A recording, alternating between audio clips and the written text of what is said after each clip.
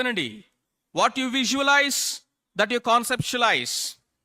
What you conceptualize you will analyze. What you analyze you will actualize. What you actualize you will habitualize. What you habitualize you are slave. You become addict to that.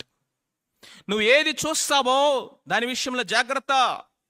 ఎందుకంటే అది నీ మనసులోకి వచ్చి కూర్చుంటుంది ఒక image లాగా. ఏది నీ మనసులోకి వచ్చి కూర్చుందో అది ఖాళీగా కూర్చోదట, మన ఆలోచనలు రేపుతూ ఉంటది.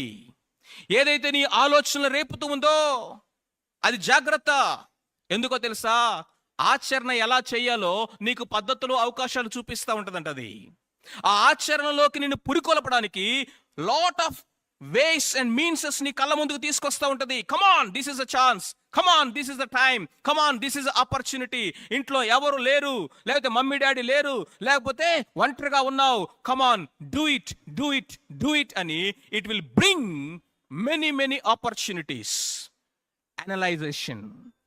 ఆ అనలైజేషన్లో పడ్డావా, దానికి అవకాశం ఇచ్చావా, actualize, you will do the act. ఆ యాక్ట్లను కొనసాగావా, you will become addict to that. అనేకమైన వాటికి మనం ఎడిక్ట్ అయిపోతా ఉన్నాము.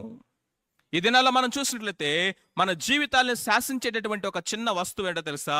ఈ మొబైల్ ఫోన్. ఇది మన ఆలోచనలు శాసిస్తూ ఉంది, మన నిర్ణయాలను శాసిస్తూ ఉంది, మన స్కెడ్యూల్స్ని శాసిస్తూ ఉంది, మన ప్రయారిటీస్ని శాసిస్తూ ఉంది.